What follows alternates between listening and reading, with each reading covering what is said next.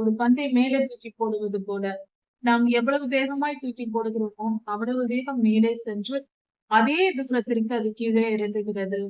அதுபோல இந்த உலகத்தில் நாம் செய்கிற பாவங்களே நம்முடைய துன்பத்தின் அளவை நிர்ணயிக்கிறது.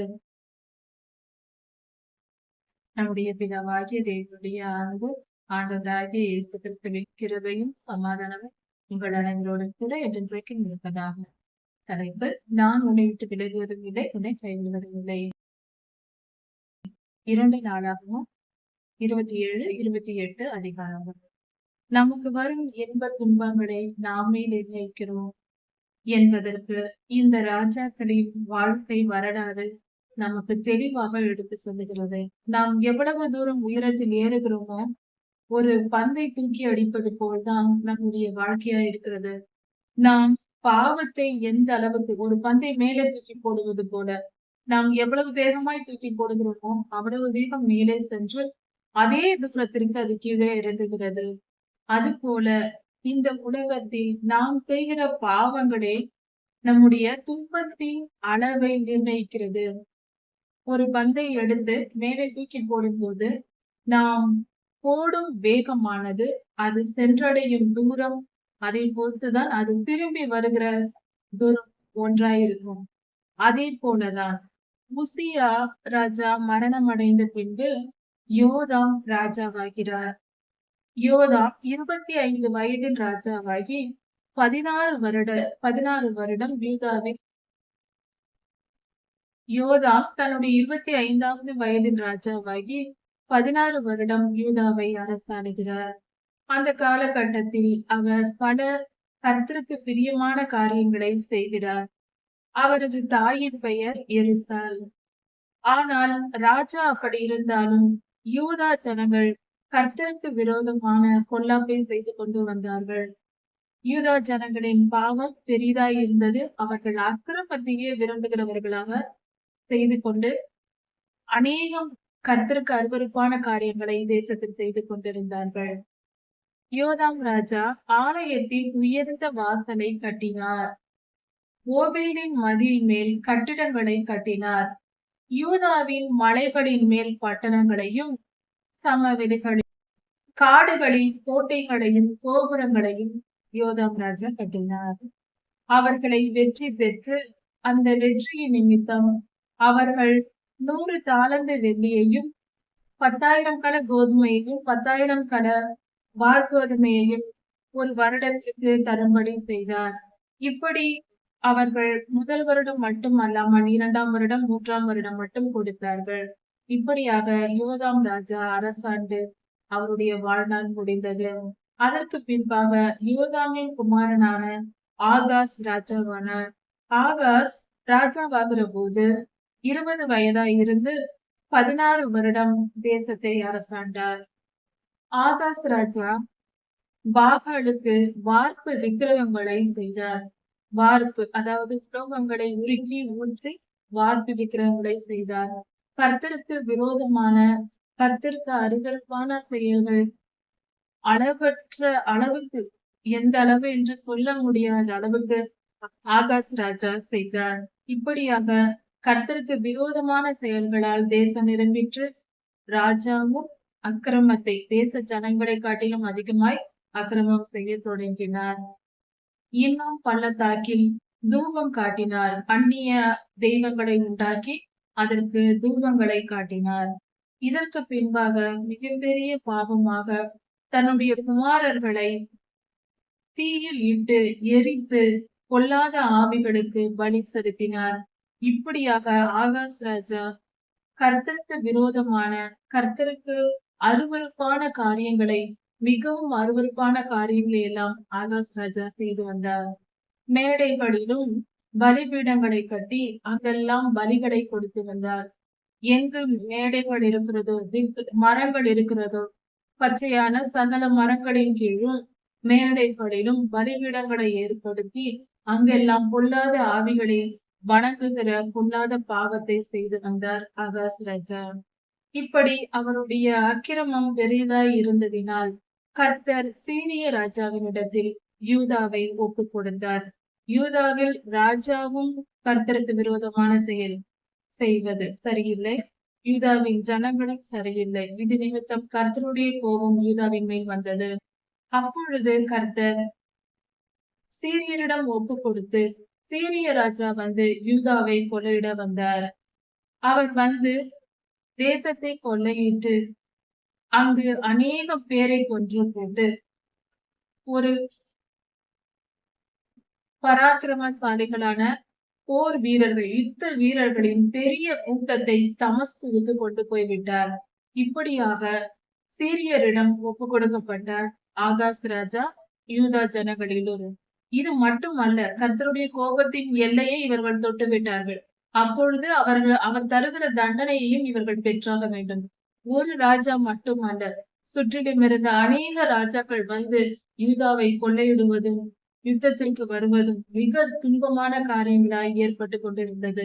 மிக கொடுமைகளை யூதர்கள் அனுபவித்தார்கள்.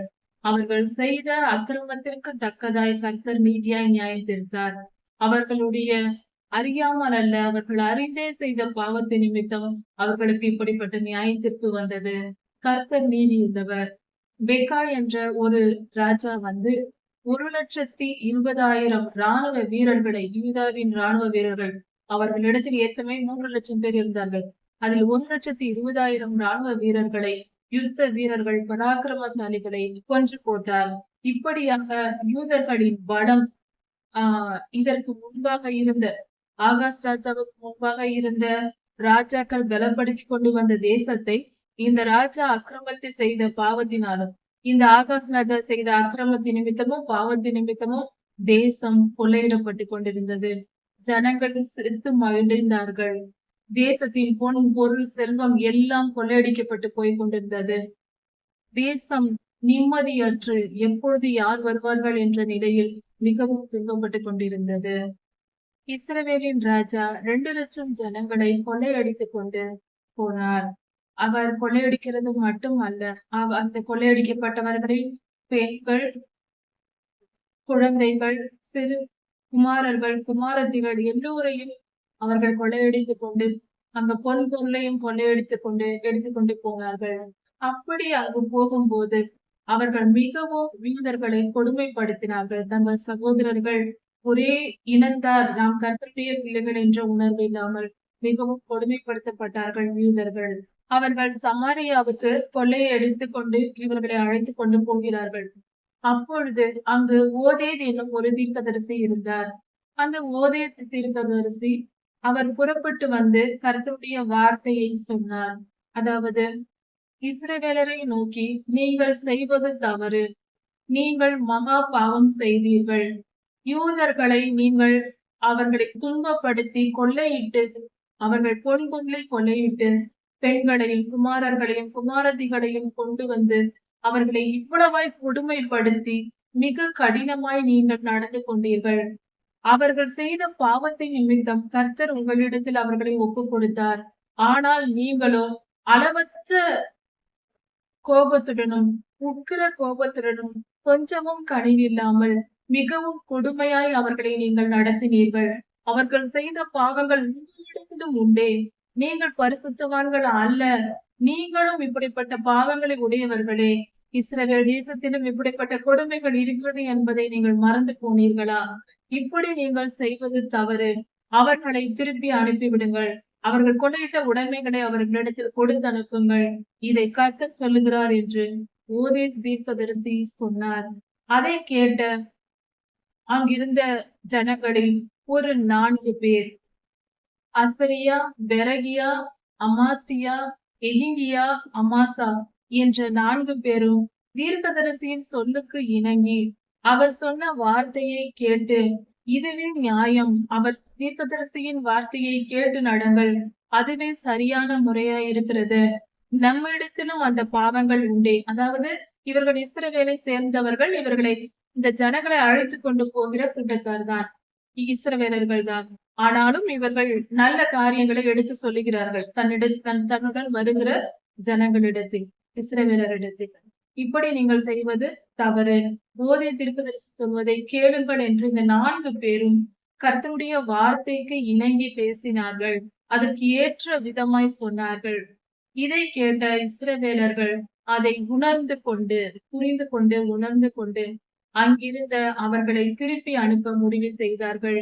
அவர்களுக்கு நல்ல வஸ்திரங்களை கொடுத்து, அவர்களுக்கு தண்ணீர் கொடுத்து, உணவு கொடுத்து, கொடுமையாய் நடத்தியவர்களை கனிவாய் நடந்து முதலுதவி செய்து, அவர்களால் நடக்க முடியாதவர்களை, துன்பமாய் இருக்கிறவர்களை, அவர்களை கழுதைகளின் மேல் ஏற்றியும், மற்றவர்களை நடத்தியும் எல்லாரையும் அழைத்துக் கொண்டு, இஸ்ரவேலில் சிலரை தெரிந்து கொண்டு, அவர்கள் மாத்திரம் புறப்பட்டு இவர்களோடு இவர்களை கொண்டு போய் விடுவதற்காக அழைத்து வந்தார்கள். கொண்டு போய் விடுவதற்காக புறப்பட்டு போய் இவர்களை அழைத்து கொண்டு போகிறார்கள். கொண்டு போய் அவர்களை எரிகோவில், பேரிச்ச மரத்தின் ஊர் என்று சொல்லப்படுகிற எரிகோவில் கொண்டு போய் விடுகிறார்கள். இதன் பின்பாக யூதா ஜனங்கள் செய்த ஆகாசின் பாவம், யூதா ஜனங்களின் பாவம் எல்லாம் சேர்ந்து கர்த்தரால் நியாயந்தீர்க்கப்பட்டார்கள். ஏதோமியர், பெலிஸ்தியர் எல்லோரும் வந்து தேசத்தை கொள்ளையிட்டார்கள். இஸ்ரவேலர் வந்து கொள்ளையிட்டது முதலில் நடந்தது. அதன் பின்பாக ஏதோமியர், பெலிஸ்தியர் இவர்கள் எல்லோரும் வந்து தேசத்தை கொள்ளையிட்டு தேசத்திற்கு மிகுந்த துன்பத்தை ஏற்படுத்தினார்கள். அநேகம் ஜனங்கள் செத்தார்கள். பொன்பொருளும் கொள்ளையடிக்கப்பட்டு போனது. ஆகாசின் செயல்களினால் கர்த்தர் யூதாவை தாழ்த்தினார் என்று வேதத்தில் சொல்லப்பட்டிருக்கிறது. யாத்திராகமம் 20ஆம் அதிகாரத்தில் கர்த்தர் நமக்கு கட்டளைகளை கொடுக்கும் பொழுது இதைதான் சொல்லியிருக்கிறார். அதனால் இதை புரிந்து உணர்ந்து கொண்டு பரிசுத்தத்திற்கு இடம் கொடுத்து கொல்லாத இச்சைகளுக்கு விலகி நடக்க வேண்டும். ஆகாஸ் ராஜாவின் செயல்கள் அந்த தேசத்தையே சீர்குலைத்து போட்டது. இது மட்டுமல்ல, ஆகாசின் செயல்கள் இன்னும் கொடியதாய் இருந்தது. ஆகாஸ் ராஜா இதற்கும் மிஞ்சி போய் சொல்லத்தகாத மிகப்பெரிய பாவமாகிய கர்த்தருடைய வேலையில் கை வைத்தார். கர்த்தருடைய பொருள்களில் கை வைத்தார். கர்த்தருடைய தேவாலயத்தில் போய் கர்த்தருக்கு விரோதமாக கர்த்தருடைய தேவாலயத்தில் போய் தொட்டார். அதாவது தேவாலயத்தையே கெடுத்து போட்டார். அதில் உள்ளவைகளை எல்லாம் கெடுத்து போட்டார். இப்படி ஆகாஸ் ராஜாவின் பாவம் உச்சத்தில் சென்றது. இதற்கு மேல் பாவம் செய்ய இடமில்லை என்று சொல்லும் அளவிற்கு அது உச்சத்தில் நின்றது. இப்படி அந்த ராஜா செய்ததினால் கர்த்தர் அசீரிய ராஜாவாகிய தில்காத் பில்நேசர் என்ற ராஜாவை அனுப்பினார். அந்த ராஜா வந்து இவருக்கு கெடுதல் செய்ய வந்தார். ஆனால் ஒன்றும் செய்யவில்லை. அதாவது அழித்தும் போடாமல் சில காரியங்களை மட்டும் செய்து விட்டு போனார். அதாவது அந்த ராஜா தனக்கு துன்பத்தை ஏற்படுத்தி விடக் கூடாது என்பதற்காக ஆகாஸ் ராஜா அந்த அசீரிய ராஜாவை தன்னிடத்தில் வந்து யுத்தம் செய்யாதபடிக்கு அதை தடை செய்து போடும்படியாக அரண்மனையிலும் தேவாலயத்திலும் பிரபுக்களிடமிருந்தும் பொன் பொருள்களை எல்லாம் வாங்கி அவைகளை எல்லாம் எடுத்து 1/3 பங்கு அதை எடுத்து தில்காத் பில்நேசருக்கு அசீரிய ராஜாவுக்கு கொடுத்தார். இப்படி கொடுத்து அனுப்பி தன் தேசத்தில் யுத்தம் வராதபடிக்கும், கொள்ளையடிக்கப்படாதபடிக்கும், ஜனங்களின் உயிர் போகாதபடிக்கும் காப்பாற்றிக் கொள்ள இப்படியாக செய்தார். ஆனாலும் அந்த ராஜா இந்த ராஜாவுக்கு ஆகாசுக்கு உதவி செய்யவில்லை. இதன் பின்பாக ஆகாஸ் ராஜா சீரிய தேசத்தின் தெய்வங்கள் தான் அவர்களை காப்பாற்றிக் கொண்டிருக்கிறது என்று சொல்லி அந்த தெய்வங்கள் தான் இவரை தோற்கடித்தது. அங்கு போய் சீரியர்கள் தோற்று விட்டு வந்தார். அப்படி இருக்க சீரிய தேசத்தின் ராஜாக்கள், சீரியர்கள் ஏற்படுத்தி வைத்திருந்த தெய்வங்கள் தான் அவர்களை காப்பாற்றுகிறது என்று சொல்லி தமஸ்குவில் பலிபிடங்களை கட்டி அதையெல்லாம் வணங்க தொடங்கினார். இப்படியாக ஆகாஸ் ராஜா நாசம் அடைவதற்கு இந்த காரியங்கள் எல்லாம் ஒன்று சேர்ந்து வந்தது. கர்த்தருக்கு விரோதமான விக்கிரக ஆராதனை, விக்கிரகங்களுக்கு படைக்கப்பட்டதை உண்ணுதல் போன்ற கர்த்தருக்கு விரோதமான செயல்கள், அது மட்டுமல்லாமல் 10 கட்டளைகளை மீறுகிற செயல்கள் எதுவாயிருந்தாலும் அதை செய்யும் பொழுது கர்த்தரிடத்தில் நியாய தீர்ப்பை பெற்றுக் கொள்வோம் என்கிற உணர்வு வேண்டும். 2 நாளாகமம் 29ஆம் அதிகாரம். கர்த்தரை நாம் தேடினால் கர்த்தர் நம்மை தேடி வருவார். கர்த்தரின் திரு கரங்களை நாம் இறுக பற்றி கொள்ளும் பொழுது சிறு குழந்தையை பிடித்திருக்கிற தகப்பனை போல அவர் நம் கரங்களை இறுக பற்றிக் கொள்வார். நாம் அவர் திருக்கரங்களை விட்டு விலகி ஓடும் பொழுது அவரும் நம்மை விட்டு விலகி போவார். பாவம் செய்வதே அவரை விட்டு விலகுவதற்கு சமமாயிருக்கிறது. இச்சை கொள்ளக்கூடாது. யூதாவின் ராஜாவாகிய எசேக்கியாவின் வாழ்க்கையில் நடந்தது என்ன? யூத வரலாற்றை பார்க்கும் பொழுது ஆகாஸ் ராஜா துன்மார்க்கமாய் நடந்து கர்த்தருக்கு விரோதமான செயல்களை செய்து தேசம் எங்கும் பாவத்தால் நிரப்பி அக்கிரம காரியங்களை நிரப்பியதினாலும் தேசம் பாழாய் கிடந்தது. கர்த்தருக்கு மகிமையை செலுத்தாமல் விக்கிரக தோப்புகளையும் விக்கிரகங்களையும் பலிபீடங்களையும் ஏற்படுத்தி வைத்திருந்த ஆகாசினால் அது மட்டும் அல்லாமல் கர்த்தருடைய தேவாலயத்தையும் அங்கும் கொண்டு வந்து விக்கிரகங்களை வைத்து தேவாலயத்தை அருவருப்பாக்கி வைத்திருந்தார். இந்த நிலையில் எசேக்கியா ராஜாவானார். அவரது தகப்பனான ஆகாஸ் மரணம் அடைந்த பின்பு அவர் எசேக்கியா ராஜா 25 வயதில் ராஜ்யபாரத்தை ஏற்றுக்கொண்டு 29 வருடங்கள் அவர் ராஜ்யபாரம் செய்தார். அவரது தாயின் பெயர் அபியால். கர்த்தருடைய வழிகளில் நடந்து கர்த்தருக்கு பிரியமானதை செய்ய தன்னுடைய இருதயத்தை ஏவினார். அதே நிமித்தம் தேவாலயத்தை சுத்திகரிக்கவும் அங்கிருந்த அருவருப்பானவைகளை எல்லாம் அகற்றி போடவும் திட்டமிட்டார். இதனால் தேசம் சுத்திகரிக்கப்பட வேண்டும், தேவாலயம் முதலில் சுத்திகரிக்கப்பட வேண்டும் என்று விரும்பினார். கர்த்தரிட்ட கட்டளைகளின்படியே தாவீது ராஜா நடந்தார். அது போலவே எசேக்கியா ராஜாவும் நியமங்கள் எல்லாவற்றையும் நியாய பிரமாணங்களையும் கடைபிடிக்க அவர் விரும்பினார். அதற் போலவே நடந்து கொண்டார். இப்பொழுது எசேக்கியா ராஜா தாவீது ராஜாவின் வழிகளில் அவர் சொல்லியிருக்கிறபடி கர்த்தருடைய கட்டளைகளின்படியே அவர் லேவியர்களை தெரிந்து கொண்டு அவர்களை அழைத்து, நீங்கள் உங்களை பரிசுத்தம் பண்ணிக்கொள்ள ஆயத்தமாகுங்கள், நீங்கள் பரிசுத்தம் பண்ணிக்கொண்டு தேவாலயத்தை சுத்திகரியுங்கள், கர்த்தருடைய ஆலயத்தை நாம் சுத்திகரித்து கர்த்தருக்கு பலி செலுத்த வேண்டும் என்று சொன்னார். அதன்படி ராஜாவின் கட்டளையின்படியே லேவியர்கள் உற்சாகமாய் தங்களை பரிசுத்தம் பண்ணிக்கொண்டு தேவாலயத்தின் கதவுகளை திறந்து, எசேக்கியா ராஜா இந்த கதவுகளை எல்லாம் திறக்கிறார்.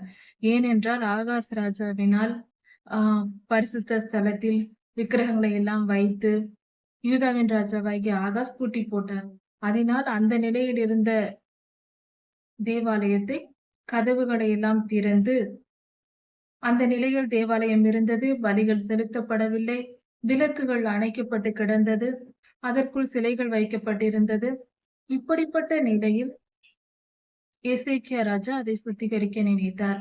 அதன்படி எசேக்கியா ராஜா தேவாலயத்தின் கதவுகளை திறந்தார்.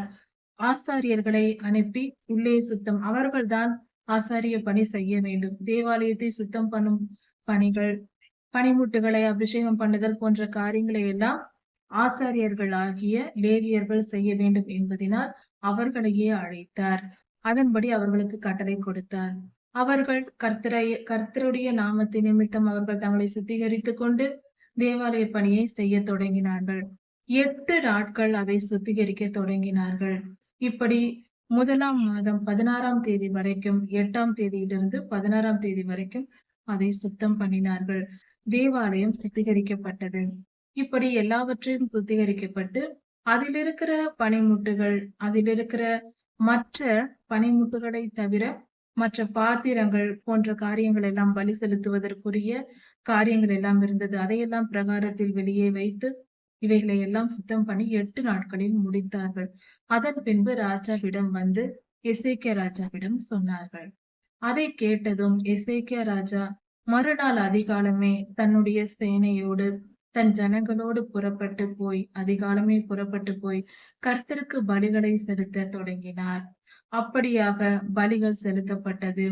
7 காளைகளையும் 7 ஆட்டுக்கடாக்களையும் 7 ஆட்டுக்குட்டிகளையும் 7 வெள்ளாட்டு கடாக்களையும் அங்கு எசேக்கியா ராஜா பலி செலுத்தினார். லேவியர்கள் அதை பலிபீடத்தில் பலி செலுத்தும்படி ராஜா கட்டளை கொடுத்தார். அதே போல லேவியர்கள் எல்லாரும் 7 காளைகளையும் 7 ஆட்டு கடாக்களையும் 7 ஆட்டு குட்டிகளையும் பலி கொடுத்தார்கள். 7 வெள்ளாட்டுக்கடாக்களையும் பலி கொடுப்பதற்கு முன்பாக இஸ்ரவேல் ஜனங்களிடத்தில் வெளியே கொண்டு வந்து அவர்களிடத்தில் வைத்து, இஸ்ரவேலர்கள் யூதர்கள் அங்கு வந்து அந்த மிருகங்களின் மேல் கைகளை தலையில் வைக்க வேண்டும். தலையின் மேல் கைகளை வைத்த பின்பு அதன் பின்பு அதை எடுத்துக்கொண்டு போய் பலி கொடுத்தார்கள். ஏனென்றால் அவைகள் பாவ நிவாரண பலி. வெள்ளாட்டுக்கடா என்பது துன்மார்க்க மனிதர்களை குறிக்கிறது. ஆட்டுக்கடாக்கள் கர்த்தருடைய கர்த்தருக்கு கீழ்ப்படிந்த நல்ல பிள்ளைகளை குறிக்கிறது. ராஜா சொல்லுகிறார், இப்பொழுது யூதர்கள் இஸ்ரவேலர்கள் எல்லோரும் சுத்திகரிக்கப்பட்டு விட்டீர்கள், நீங்கள் இனி உங்கள் பலிகளை நீங்கள் செலுத்தலாம் என்று சொல்லுகிறார். அதுவரைக்கும் ராஜா கொண்டு வந்த பலிகள் கொடுக்கப்பட்டது. அதன் பின்பு இவர்கள் கொடுக்கிறார்கள். தங்களை சுத்திகரித்த பின்பு பலி செலுத்த வருகிறார்கள். ஒரு மனிதன் தன்னை சுத்திகரித்து கொண்ட பின்பே கர்த்தருக்கு ஸ்தோத்திர பலிகளை செலுத்த வேண்டும். 2ஆம் கட்ட சுத்திகரிப்புக்காக அந்த பலி செலுத்துவது. இப்படியாக பலியெல்லாம் செலுத்தப்பட்ட பின்பு அவர்கள் பலி செலுத்த அந்த தொடங்குகிற அந்த நேரத்தில் எசேக்கியா ராஜா கர்த்தருடைய கட்டளையின்படி கர்த்தரை துதித்து தேவாலயத்தில் பாட வேண்டும் என்று சொல்லி இருந்தார்கள். அதனால் ராஜா பலி செலுத்தப்படும் போது அதற்கு முன்பாகவே கோகாத்தின் புத்திரரை சொல்லி இருந்தார். தாவீது ராஜா ஏற்படுத்தி வைத்திருந்த கீத வாத்தியங்களை எல்லாம் எடுத்து கோகாத்தின் புத்திரரிடத்தில் கொடுத்து, கர்த்தருக்கு பலி செலுத்த தொடங்கும் போது நீங்கள் இவைகளை பூரிகைகளை ஊதுங்கள், கைத்தாளங்கள் இடுங்கள், எல்லாவித கீத வாத்தியங்களையும் நீங்கள் வாசியுங்கள் என்று சொல்லியிருந்தார். இப்படி கீத வாத்தியங்கள் வாசிக்கப்பட வேண்டும் என்று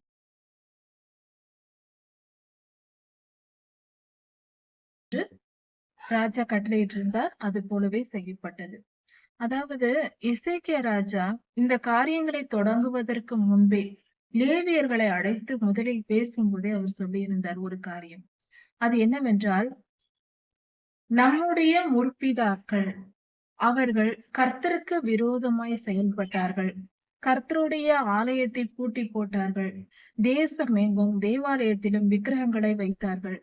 நம்முடைய முற்பிதாக்கள் செய்த இப்படிப்பட்ட அக்கிரமத்தின் நிமித்தம் கர்த்தர் நம்மை திகைப்புக்கும் துன்பத்திற்கும் பழிப்புக்கும் ஆளாக்கினார் என்று சொல்லப்பட்டிருக்கிறது. அப்படி என்றால் ஒரு மனிதன் பாவம் செய்யும் போது அந்த பாவத்திற்குரிய பொல்லாத ஆவிகள் அந்த மனிதனின் மேல் ஆளுகை செய்ய அதிகாரத்தை பெற்று விடுகிறது. ஒரு மனிதன் பொய் சொல்லுகிறவனாய் இருந்தால் பொய் பாவம் என்று வேதம் நமக்கு சொல்லுகிறது. இப்பொழுது இந்த பொய்யை அவன் பேசியதை நிமித்தம் பொய்யின் ஆவி அந்த மனிதனுக்குள் நுழைவதற்கு அதிகாரம் அதற்கு கிடைத்து விடுகிறது. ஒரு டிக்கெட் கிடைப்பது போல. இப்பொழுது அது கர்த்தருடைய பிள்ளைகளை தொட வேண்டும் என்றால் அது நேராக அந்த மனிதனை தொட்டுவிட முடியாது. பாவம் செய்திருந்தாலும் அது கர்த்தரிடத்தில் போய் அனுமதி கேட்கும். இதோ உம்முடைய மகன் உம்முடைய மகள் இவள் போய் பேசி இருக்கிறார், அதனால் அவள் மேல் எனக்கு அதிகாரம் உண்டு, நான் போய் அவளை ஆளுகை செய்து கொள்வேன் என்று கேள். அப்பொழுது கர்த்தர் தம்முடைய நீதியை நிமித்தம் போ என்று சொல்லுவார். அது நிமித்தம் அந்த பொய்யின் ஆவி அந்த மனிதனுக்குள் நுழைந்து அது பல விதமான கஷ்டங்களை கொடுக்கும், நோய்களை கொடுக்கும், பிரச்சனைகளை உண்டு பண்ணும். அதே நிமித்தம் அந்த பொய்யின் ஆவி அந்த மனிதனை தொடுவது நிமித்தம் பேச்சு சம்பந்தப்பட்ட பலவிதமான ஒரு தொண்டையில் சரீரத்தில் பாதிப்புகளை ஏற்படுத்தலாம். இல்லை அந்த மனிதனுடைய பேச்சு நிமித்தம் வேறொருவர் சொன்ன பொய்ய நிமித்தம் அவர்களுக்கு துன்பம் நேரிடலாம். இப்படி ஏதாவது ஒரு விதத்தில் அது துன்பத்தை கொண்டு வந்துவிடும். இதே போல ஆகாஷ் ராஜா செய்த பொல்லாத பாவங்கள், எந்தெந்த ஆவிகளுக்கு வணங்கி அவர் எந்த பொல்லாத சாத்தானின் ஆவிகளை வணங்கி அதற்கெல்லாம் சிலைகளை செய்தாரோ அந்த ஆவிகள் எல்லாம் சூழ்ந்து கொள்ளும் அந்த தேசத்தை. ஒரு தேசத்திற்கும் ஒரு தனி மனிதனுக்கும் ஒரே சட்டம் தான். அப்படி வரும் பொழுது பழிப்பு என்பது பரியாசம் செய்கிற ஆவி. அது அந்தி கிறிஸ்துவின் ஆவி பரியாசம் செய்ய தூண்டும். இப்படி திகைப்பு எது என்று நமக்கு செய்ய நம்மால் எந்த முடிவும் எடுக்க முடியாமல் திகைத்து போய் உட்கார்ந்திருக்கிற நிலை வரும். நாம் செய்த பாவத்தின் நிமித்தம், கர்த்தருக்கு விரோதமாய் 10 கட்டளைகளை மீறின பாவத்தின் நிமித்தம் துன்பங்கள் நமக்கு வரும். அந்த துன்பத்தின் நேரத்தில் 4 பேர் நம்மை சூழ்ந்திருப்பவர்கள் பரியாசம் பண்ணி கொண்டிருப்பார்கள். அவர்கள் மேல் நாம் கோபப்பட்டு கொண்டிருப்போம். ஆனால் உண்மையில் நாம் ஏற்கனவே செய்த பாவத்திற்கு தான் இது தண்டனையாக இருக்கும். துன்பம், பழிப்பு, நம்மால் என்ன செய்ய முடியும் என்று தெரியாத ஒரு நிலை, திகைப்பு, இப்படிப்பட்ட சூழ்நிலைகள் எல்லாம் வருவதற்கு நம்முடைய பாவங்களே காரணம். நம்முடைய பாவங்களுக்கு ஏற்ற நீதி, நியாய தீர்ப்பை கர்த்தர் கொடுக்க வல்லவராய் இருக்கிறார். அதனால் கர்த்தருக்கு பயந்து அவருக்கு கீழ்ப்படிந்து வாழ கற்றுக்கொள்வோம். வேத வசனங்களை தியானிப்போம். 10 கட்டளைகளையும் மத்தேயுவில் சொல்லப்பட்டிருக்கிற கர்த்தருடைய மலை பிரசங்கத்தையும் நாம் நன்கு ஆராய்ந்து கொண்டால் எதை நாம் செய்யலாம், எதை செய்யக்கூடாது என்ற தெளிவு பிறக்கும். அது மட்டுமல்லாமல் கலாத்தியர் 5ஆம் அதிகாரத்தில் கொடுக்கப்பட்டிருக்கிற மாம்சத்தின் கிரியைகள் எது எது 17 காரியங்கள் இருக்கிறது, அவைகளை நாம் விட்டுவிட வேண்டும். ஆவியின் கனிகளால் நாம் நிரம்ப வேண்டும். இது கலாத்தியர் 5ஆம் அதிகாரத்தில் இருக்கிற வசனங்கள். இதை படித்து தெரிந்து கொள்ள வேண்டும். முக்கியமாக முழுமையாய் நாம் பரிசுத்தமாய் வாழ வேண்டும் என்றால் முதலில் இவைகளை படிக்கலாம். யாத்திராகமம் 20ஆம் அதிகாரத்தில் 10 கட்டளைகளும், மலை பிரசங்கத்தை கர்த்தருடைய மலை பிரசங்கம் மத்தேயு 5, 6, 7 பகுதிகளிலும், கலாத்தியர் 5ஆம் அதிகாரத்தில் ஆவியின் கனிகளையும் மாம்சத்தின் கிரியைகளையும் பற்றி தெரிந்து கொள்ளலாம். இதை முதலில் படித்துவிட்டு பின்பு ஆதியாகமத்திலிருந்து வெளிப்படுத்தல் வரை முழுமையாக தொடர்ச்சியாக தினந்தோறும் வாசிக்கிற பழக்கம் வைத்துக் கொள்வது மிகவும் நல்லது. அப்படி நாம் செய்யும் பொழுது நாம் முழுமையாய் சுத்திகரிக்கப்பட்டு பரிசுத்த வாழ்வு வாழவும் கர்த்தருக்கு கீழ்ப்படிதலையும் நாம் கற்றுக்கொள்ள முடியும். கர்த்தருக்கு பிரியமான வாழ்க்கை வாழ முடியும். இப்படியாக எசேக்கியாவை போல நாமும் பரிசுத்தமாக வேண்டும். நம்மிடத்தில் இருக்கிற நம் வீட்டில் சுத்திகரிப்பு செய்ய வேண்டும். மாம்ச ரீதியான விக்கிரகங்களையும் நாம் அகற்றி போட வேண்டும். நம் இருதயத்திலும் சில விக்கிரகங்கள் உட்கார்ந்து கொண்டிருக்கும். அது என்னவென்றால் கர்த்தரைக்கு மேலாக நாம் அதிகமாய் விரும்புகிற காரியங்கள். ஒரு கிரிக்கெட் பைத்தியமாய் இருப்போம்.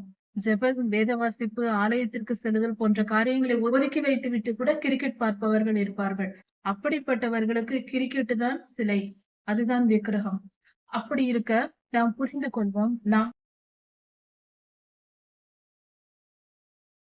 நாம் கர்த்தரை விட எதை உயர்வாக அதிகமாய் ஆசைப்பட்டு விரும்புகிறோமோ அது எல்லாம் நமக்கு விக்கிரகம். கர்த்தருக்கு மேலாக நாம் விரும்புகிற மனிதனானாலும் ஒரு செயலானாலும் அது எந்த காரியமாய் இருந்தாலும் பாவமே.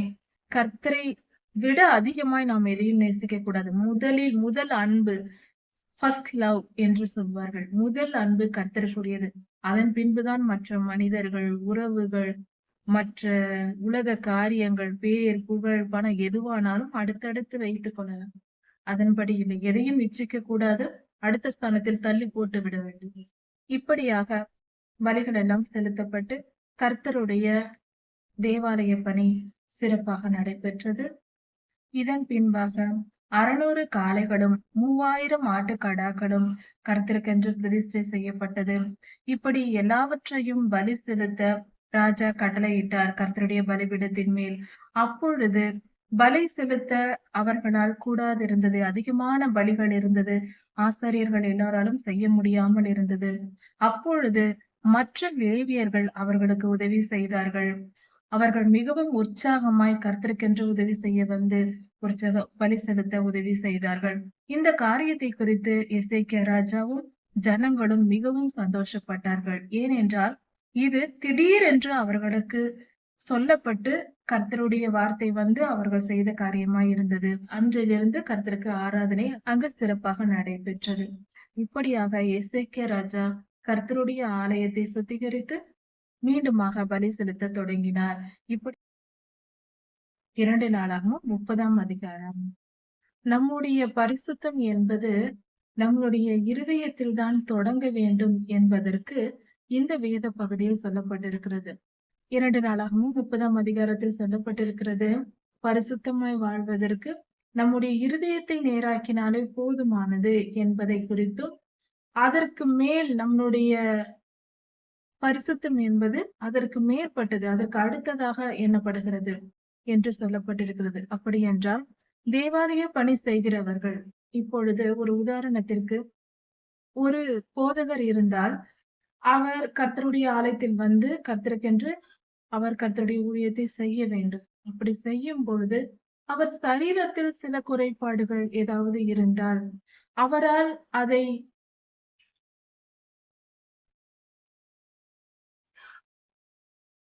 தேவாலயத்தில் நம்ம ஆராதனை சபை கூடும் பொழுது சபையில் ஏதாவது குறைபாடுகள் இருந்தால், ஒருவேளை ஒரு விளக்கு ஏற்றி வைக்க முடியாமல் இருந்தால், மெழுகுவர்த்தி ஏற்றி வைக்க முடியாமல் இருந்தாலோ, வெளிச்சத்திற்கான விஷயங்கள் இல்லாமல் இருந்தாலோ, அல்லது மற்ற எந்த காரியங்களாகட்டும், ஏதாவது ஒரு குறைபாடு இருந்தால் அது பெரியதல்ல.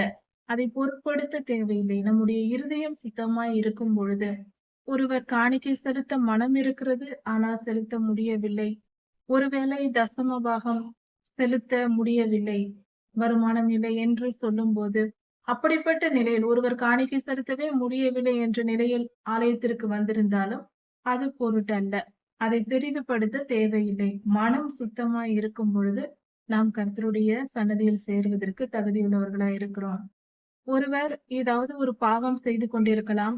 ஆனால் அவர் கர்த்தரை தேடி வர விரும்புகிறார். மனதால் ஆசையாய் இருக்கிறது கர்த்தருடைய ஆலயத்திற்கு வருவதற்கு என்றால், அவர் மன விருப்பத்தின்படி கண்டிப்பாக ஆலயத்திற்கு வரலாம்.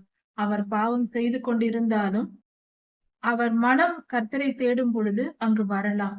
ஏனென்றால், கர்த்தர் இருதயத்தை பார்க்கிறார். அவர் பரிசுத்தமாய் வாழ விரும்புகிறார். ஆனால் அவர் பாவம் செய்து கொண்டிருக்கிறார் என்றால், அவருடைய விருப்பம் வந்த பின்பு கர்த்தர் அந்த மனிதனை சுத்திகரித்து விடுவார். அதனால் தேவாலயத்தில் அனுமதிக்கலாம், தவறில்லை. இப்படிப்பட்ட காரியங்களை குறித்து இந்த இடத்திலேயே நமக்கு கொடுக்கப்பட்டிருக்கிறது.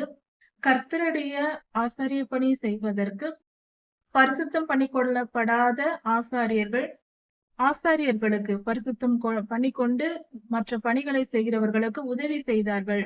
இப்படி அவர்கள் செய்யும் பொழுது கர்த்தருடைய கோபம் அவர் மேல் வந்துவிடாதபடிக்கு எசேக்கியா ராஜா அவர்களுக்காக விண்ணப்பம் செய்கிறார், கர்த்தரிடத்தில் ஜெபிக்கிறார்.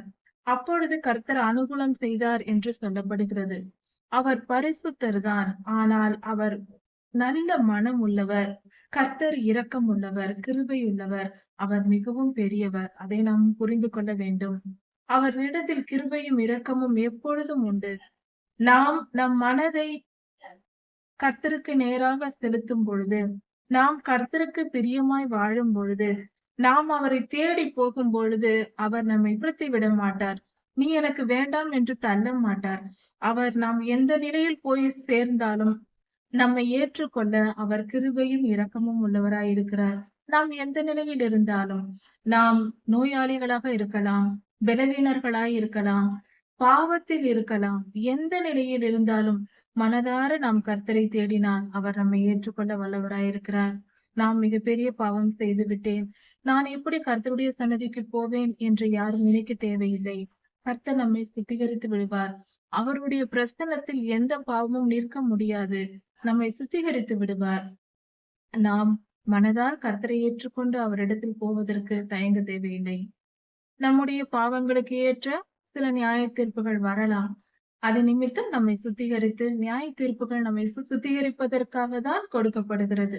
அதனால் நாம் அதை மனப்பூர்வமாய் ஏற்றுக்கொண்டு தாழ்மையாய் இருந்தால், அந்த தீர்ப்பின் காலத்தில் நாம் கொஞ்சம் பொறுமையாக பாடுகள் அனுபவித்தால் நாம் சுத்தமாகி விடுவோம், கர்த்தருக்கு பிரியமானவர்களாகி விடுவோம். முழுமையான மனம் திரும்புதலும் நமக்கு வந்துவிடும். தேவாலயம் பிரதிஷ்டை பண்ணப்பட்ட பின்பு எசேக்கியா ராஜா சொல்லுகிறார், ஆசேர், மனாசே, எப்ரேயும் கோத்திரங்களுக்கு, மற்ற இஸ்ரவேலின் எல்லா கோத்திரங்களுக்கும் ஜனங்களை அனுப்புகிறார். யூதாவிலிருந்து ஆசாரியர்களை அனுப்பி, நீங்கள் போய் 2ஆம் மாதம் 14ஆம் தேதியிலே நாம் கர்த்தருக்கு பஸ்காவை அனுசரிக்க வேண்டும். யூதாவிலும் எருசலேமிலும் எல்லா இடங்களிலும் சொல்லுங்கள். இஸ்ரவேலில் கோத்திரங்கள் 10 கோத்திரத்திலும் போய் சொல்லுங்கள். அவர்களும் வரட்டும், கர்த்தரை நாம் தொழுது கொள்ள வேண்டும். எல்லோரும் எருசலேமுக்கு கூடி வர சொல்லுங்கள் என்று எசேக்கியா ராஜா செய்தி அனுப்புகிறார். அப்பொழுது யூதா ஜனங்கள் எல்லாரும் ஒன்றுபட்டு வர மனதிறங்கி ஒருமனப்பட்டு வந்தார்கள். ஆனால் இங்கு இப்படி போய் சொல்ல அஞ்சல்காரர்கள் போகிறார்கள். அப்படி போகும் பொழுது அவர்களை பார்த்து பலர் பரியாசம் செய்கிறார்கள். இஸ்ரவேலின் கோத்திரத்திலேயே அவர்களுக்கு போய் இவர்கள் சொல்லுகிறார்கள், மனம் திரும்பி கர்த்தரிடத்தில் வாருங்கள், விக்கிரக ஆராதனைகளையும் புறஜாதியாரின் வழியில் போகாதிருங்கள், அப்படி போக வேண்டாம். அதனாலே கர்த்தர் நமக்கு துன்பத்தையும் வேதனையும் கொண்டு வந்தார். நம்முடைய பிள்ளைகளும் நம்மளுடைய மனைவிகளும் குமாரத்திகளும் அந்நியரிடத்தில் ஒப்புவிக்கப்பட்டார்கள். அதனால் மனம் திரும்பி கர்த்தரை தேடுங்கள். கர்த்தரை தேடினால் அவர் நம்மை விட்டு போக மாட்டார். நம்மளை கைவிட மாட்டார். நம்மை சேர்த்துக் கொள்வார் என்று அஞ்சல்காரர்கள் போய் சொல்லுகிறார்கள், அழைக்கிறார்கள். எருசலேமுக்கு கர்த்தருக்கென்று பஸ்காவை ஆசரிக்கும்படியாக இவர்கள் போய் சொல்லுகிறார்கள். ஆனால் அதில் பலர் பரியாசம் செய்கிறார்கள். இவர்களை பார்த்து கேவலமாய் பேசுகிறார்கள், அவமானப்படுத்துகிறார்கள். இப்படியெல்லாம் செய்கிற கூட்டமும் இருந்தது. ஆனாலும் சிலர், அதிகமான மக்கள் அப்படி இருந்திருக்கிறார்கள். சிலர் மனம் திரும்பி, ஆசேர், செபுலோன், மனாசே இந்த கோத்திரத்தில் இருக்கிறவர்கள் சிலர் கர்த்தருக்கென்று பஸ்காவை ஆசரிக்க எருசலேமுக்கு வந்தார்கள் 2ஆம் மாதத்தில். இப்படியாக ஜனங்கள் எல்லாம் பெரும் திரளாய் வந்து எருசலேமில் கூடி கர்த்தருக்கென்று பஸ்காவை ஆசரித்தார்கள். மிகவும் சந்தோஷமான பண்டிகை கூடுதலாய் இருந்தது. பஸ்காவை ஆசரிக்கும்படியாக எசேக்கியா ராஜா 1000 காளைகளையும் 7000 ஆட்டுக்கடாக்களையும் கொண்டு வந்து கொடுத்தார், கர்த்தருக்கென்று பலி செலுத்தும்படியாக. அதன் பின்பு யூதாவின் பிரபுக்கள் 1000 காளை மாடுகளையும் 10,000 ஆட்டுக்கடாக்களையும் பிரபுக்களும் கொண்டு வந்து கொடுத்தார்கள். இப்படியாக எல்லாம் கர்த்தருக்கென்று பலி செலுத்தப்பட்டு பஸ்காவை ஆசரித்தார்கள். 7 நாட்கள் பஸ்கா பலி ஆசரிக்கப்பட்டது. அதன் பின்பாக மிகப்பெரிய ஆச்சரியம் என்னவென்றால், கர்த்தருக்கென்று மிகவும் சந்தோஷமும் கொண்டாடலுமாக இருந்தது அந்த காலங்கள். அதற்கு பின்பாக அது போதாதென்று இன்னும் 7 நாட்கள் கர்த்தருக்கென்று சந்தோஷமாக பஸ்காவை ஆசரித்தார்கள். எல்லோரும் கூடியிருந்தார்கள். 7 நாட்கள் இன்னும் அதிகமாக அது இன்னும் நீட்டிக்கப்பட்டது. பண்டிகை கொண்டாட்டங்கள் மிகவும் சந்தோஷமான கூடுதலாய் இருந்தது. இப்படியாக சாலமோன் ராஜாவின் காலம் முதற்கொண்டு அது வரைக்கும், அதாவது எசேக்கியா ராஜா வரைக்கும், அது வரைக்கும் கொண்டாடப்படாத மிகப்பெரிய பஸ்கா பண்டிகையாக கொண்டாடினார்கள். அவர்கள் ஒன்று சேர்ந்து கர்த்தரை துதித்து மகிமைப்படுத்தினார்கள். இப்படி அவர்கள் செய்த பின்பு ஆசாரியர்கள் எழும்பி ஜனங்களை எல்லாம் ஆசீர்வதித்தார்கள். இப்படி நடந்து கொண்டிருக்கும் போது அந்த பலி செலுத்தப்படும் பொழுது கொஞ்சம் ஒரு சில காரியங்கள் நடைபெற்றது. கொஞ்சம் நெகட்டிவான காரியங்கள். அது என்னவென்றால், பலி செலுத்த வேண்டிய ஆசாரிய பணி செய்ய வேண்டிய சிலர் ஆசாரியர்கள் எசேக்கியா ராஜாவுக்கு விரோதமாக செய்ய மாட்டேன் என்று சொல்லி இருக்கிறார்கள். ஏதோ சில பிரச்சனைகள் நடுவில் நடந்திருக்கிறது. ஆனால் மற்ற ஒத்துக்கொண்டு ஆசாரிய பணி செய்ய வந்த லேவியர்களை வைத்து ராஜா தேவாலய பணிகளை செய்தார். இப்படி செய்து கொண்டு இருக்கும் பொழுது எல்லா காரியங்களும் நிறைவேற தொடங்கிய பின்பு அந்த ஆசாரியர்கள், எதிர்த்த ஆசாரியர்கள் பின்பு வந்து இவர்களோடு சேர்ந்து கொண்டார்கள். தங்களை சுத்திகரித்துக் கொண்டு மீண்டுமாக வந்து ஆசாரிய பணிகளில் அவர்களும் ஈடுபட்டார்கள். இப்படியாக இருந்திருக்கிறது. எந்த ஒரு நல்ல காரியம் செய்யும் பொழுதும் அதற்கு எதிர்ப்புகள் வருவதும் சகஜமாக அந்த காலத்திலேயும் இருந்திருக்கிறது. இப்பொழுது இருப்பது போலவே. இப்படியாக கர்த்தருக்கு பிரியமான காரியங்களால் எசேக்கியா ராஜா மிகவும் சந்தோஷப்பட்டு ஜனங்களையும் சந்தோஷப்படுத்தினார். இது மிகப்பெரிய சந்தோஷம், கொண்டாடுதலாய் இருக்கிறது. இதை கர்த்தரையே செய்தார். இப்படிப்பட்ட நல்ல காரியங்கள் இன்றும் நடக்க வேண்டும். 3ஆம் தேவாலயம் கட்டப்பட்டு கர்த்தருக்கென்று பலிகள் செலுத்தப்பட்டு கர்த்தருக்கு பிரியமான காரியங்கள் நடைபெற வேண்டும் என்பது எல்லோருடைய வாஞ்சையுமா இருக்கிறது. ஆயினாலும் மாம்சத்தின்படி அதை செய்வதனால் கர்த்தரை சந்தோஷப்படுத்திவிட முடியாது.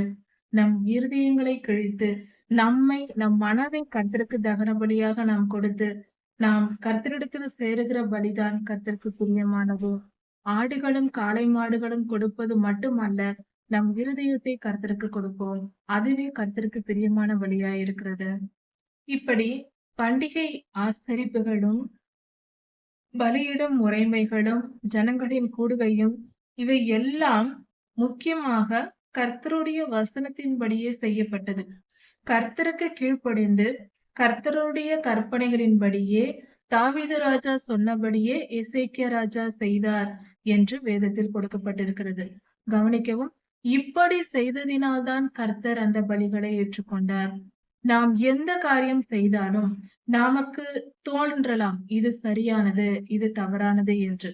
ஆனால் நம்முடைய விருப்பத்தின்படி அல்ல, தேவ சித்தம் இன்னதென்று அறிந்து அதன்படி கர்த்தருடைய கற்பனைகளின்படியும் கட்டளைகளின்படியும் நாம் நடக்கும் பொழுது, அப்படி நாம் நடக்கும் பொழுதே கர்த்தர் நம்மேல் பிரியமாய் இருப்பார்.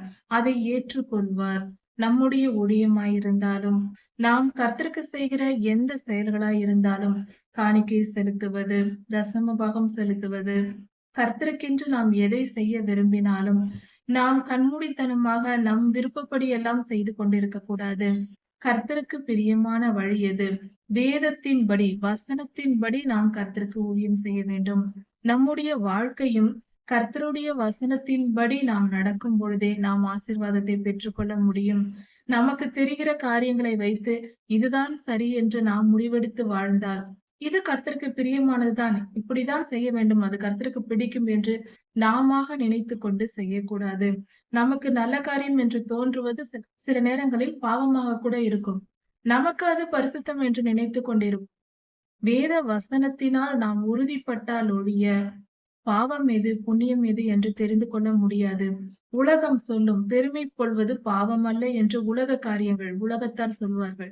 ஆனால் கர்த்தர் எதிர்க்கிற மிகப்பெரிய காரியம் பெருமை.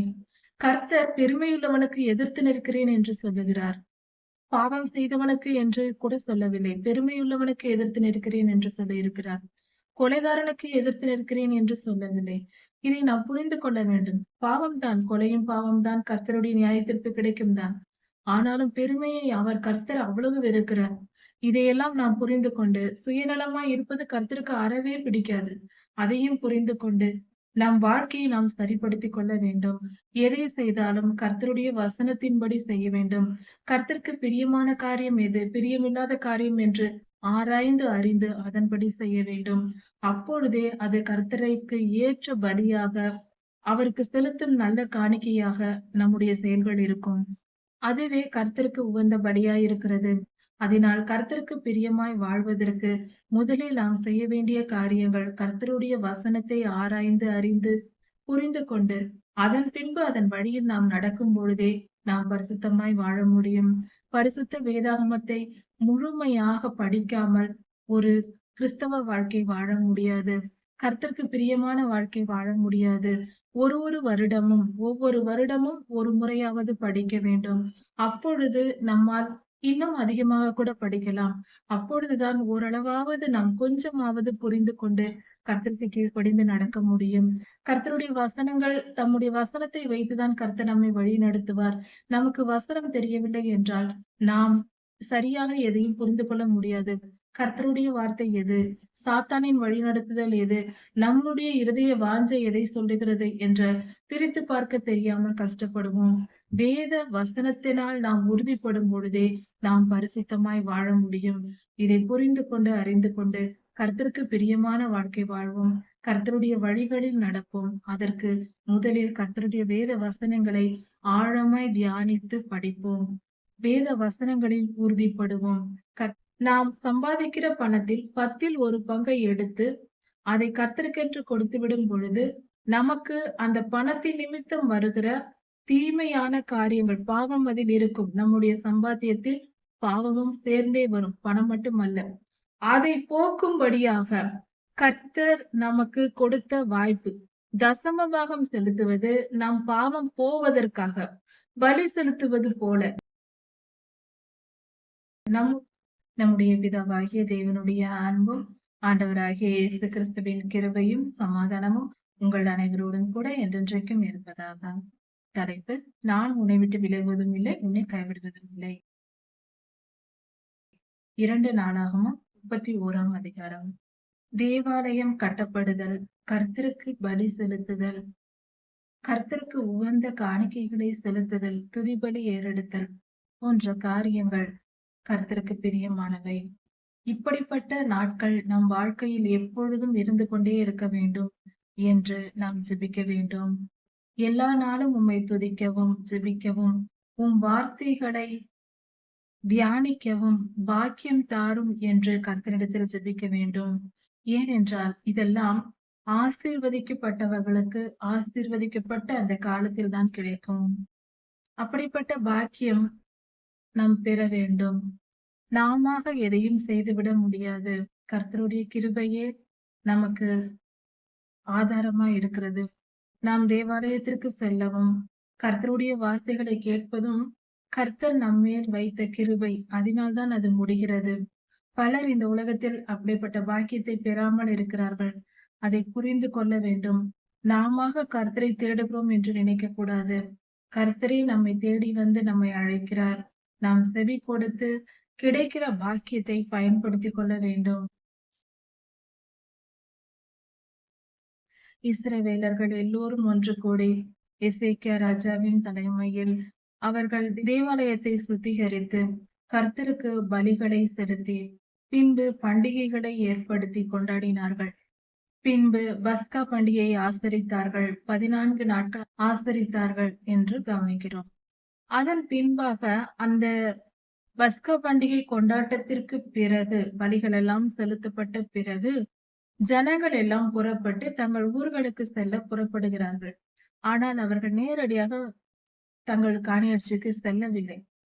அவர்கள் நேராக புறப்பட்டு போய் யூதாவெங்கும், பென்யமீன் எங்கும், எப்ராயிம், மனாசே இந்த தேசங்கள் எங்கும் புறப்பட்டு போய் அங்குள்ள விக்கிரகங்களையும் விக்கிரக தோப்புகளையும் அங்கிருக்கிற பலிபீடங்களையும் பீடங்களையும் இவைகளை எல்லாம் இடித்து நொறுக்கி போட்டு எல்லாவற்றையும் இங்கு தேவாலயத்திலிருந்து புறப்பட்டு சந்தோஷமாய் கர்த்தரை ஆராதித்து போனவர்கள் அங்கு போய் ஒரு சுத்திகரிப்பை இஸ்ரவேல் தேசம், யூதா தேசம் எங்கும் இப்படி செய்து எல்லாவற்றையும் சுத்திகரித்து விட்டு பின்பு தங்கள் காணியாட்சிக்கு சென்றார்கள். இது எப்படிப்பட்ட ஒரு நல்ல காரியமாய் இருக்கிறது. கர்த்தருடைய ஆவியானவரே இங்கு செயல்பட்டிருக்கிறார்.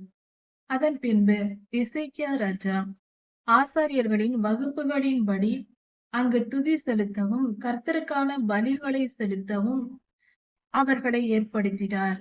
ஆசாரியர்களாய் இருப்பவர்கள் அவர்களுக்கு நிறைய பிரிவுகள் இருந்தது, ஒவ்வொரு வகுப்புகள் என்று. அந்தந்த வகுப்புகளின்படி மோசேயாவின் நியாயப்பிரமாணத்திலும் தாவீது ராஜா செய்தபடியும் இப்படியாக அதை அப்படியே பின்பற்றி எசேக்கியா ராஜாவும் செய்தார். அவர்களை பிரித்து அவர்களுக்குரிய வேலைகளை கொடுத்து இப்படியாக செய்ய வைத்தார். அவர்களுக்கென்று தகன பலி, சர்வாங்க பலி போன்ற பலிகளை செலுத்துபவர்கள், அதற்கேற்ற வகுப்புகள். பின்பு அவர்கள் மற்ற காரியங்களை செய்கிறதற்கு ஒவ்வொரு காரியத்திற்கும் ஒவ்வொரு விதமான வகுப்புகள் உடையவர்கள், அந்தந்த வகுப்பை சேர்ந்தவர்கள் செய்ய வேண்டும். அந்தந்த குடும்பத்தை, அந்தந்த பரம்பரையை சேர்ந்தவர்கள் செய்ய வேண்டும் என்று கொடுக்கப்பட்டிருந்தது. அப்படியே அதன்படி எசேக்கியா ராஜாவும் தாவீது ராஜா நியமித்தபடியே செய்தார். மோசேயா நியாயப்பிரமாணத்தின்படி அங்கு கொடுக்கப்பட்டிருக்கிறபடியே செய்யப்பட்டது. இதன் பின்பாக கர்த்தருக்கென்று தினந்தோறும் எல்லா காலங்களிலும் பலி செலுத்தும்படியாக, அந்தி சந்தி எல்லா நேரத்திலும் பலி செலுத்தும்படியாக, காலையிலும் மாலையிலும் பலி செலுத்த வேண்டும் என்பது கர்த்தருடைய கட்டளையாய் இருக்கிறது. அதன்படி பண்டிகை நாட்கள், மாத பிறப்புகள், ஓய்வு நாட்கள், காலை மாலை பலி என்று எல்லா விதமான பலிகள் இருக்கிறது, கொடுக்கும் நேரங்கள் இருக்கிறது. அதன்படி பலி கொடுப்பதற்காக எசேக்கியா ராஜா ஆடுகளையும் காளை மாடுகளையும் கொடுத்தார் கர்த்தருக்கென்று. ராஜ அரண்மனையிலிருந்து, ராஜாவிடமிருந்து அதற்காக கொடுக்கப்பட்டது, பலி செலுத்தப்படுவதற்காக தேவையான ஆடு மாடுகள் எல்லாம். அதன் பின்பாக ஆசாரியர்களும் பலிகளை கர்த்தருக்கென்று கொண்டு வந்து செலுத்தினார்கள். அதற்காக கொடுக்க முன் வந்தார்கள்.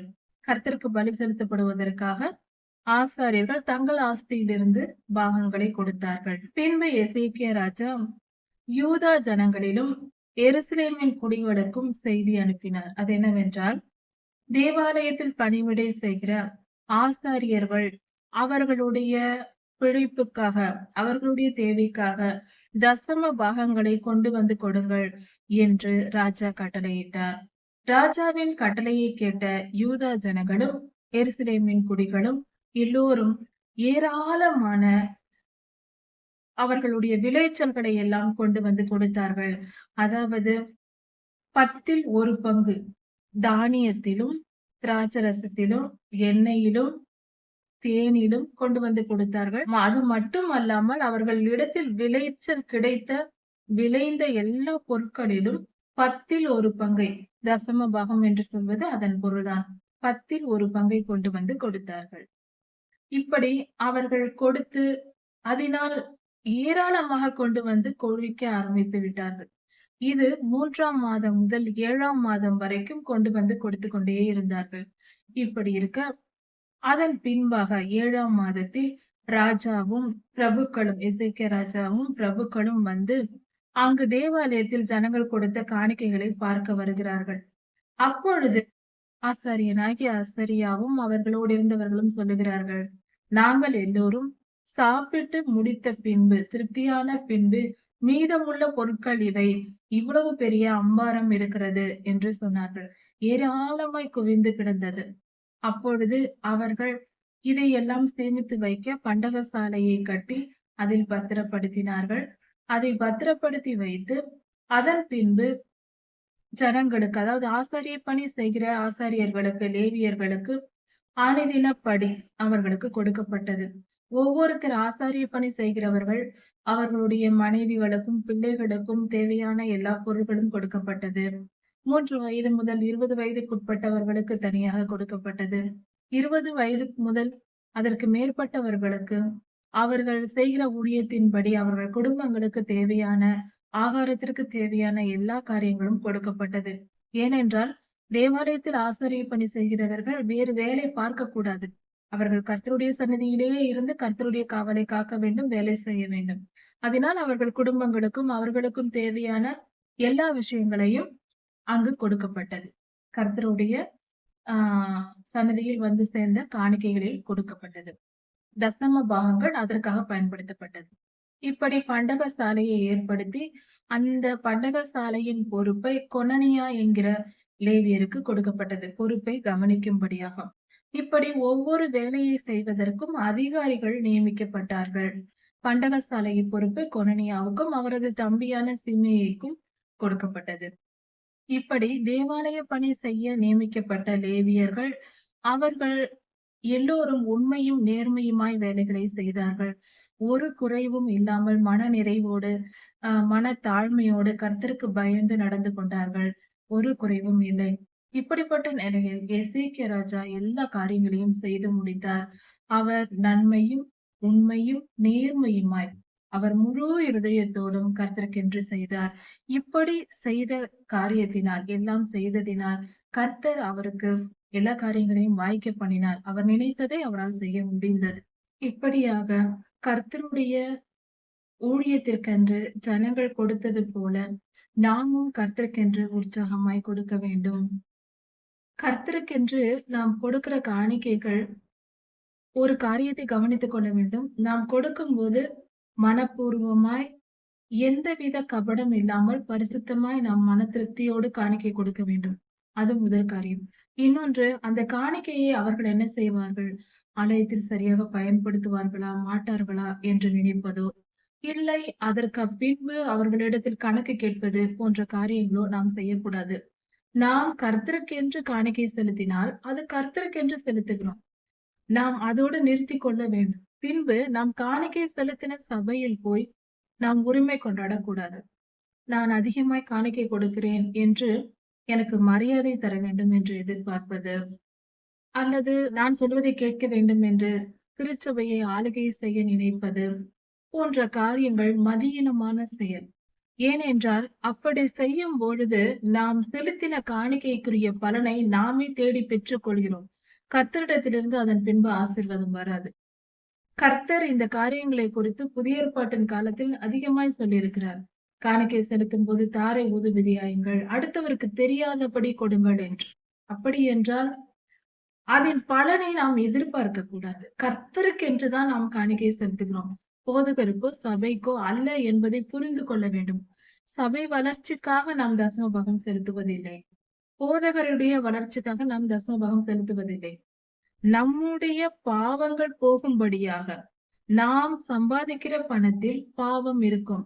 அதாவது கர்த்தருக்கென்று பலி செலுத்தும் போது 100% மாம்சத்தின் மிருகத்தில், காளை ஆடு மாடு எதாக இருந்தாலும் அதை செலுத்தும் பொழுது அதில் 10% கொழுப்பு இருக்கும். அதை தகன பலியாக கர்த்தருடைய பலிபீடத்தின் மேல் எரித்து விடுவார்கள். அது போலதான் தசம பாகமும்.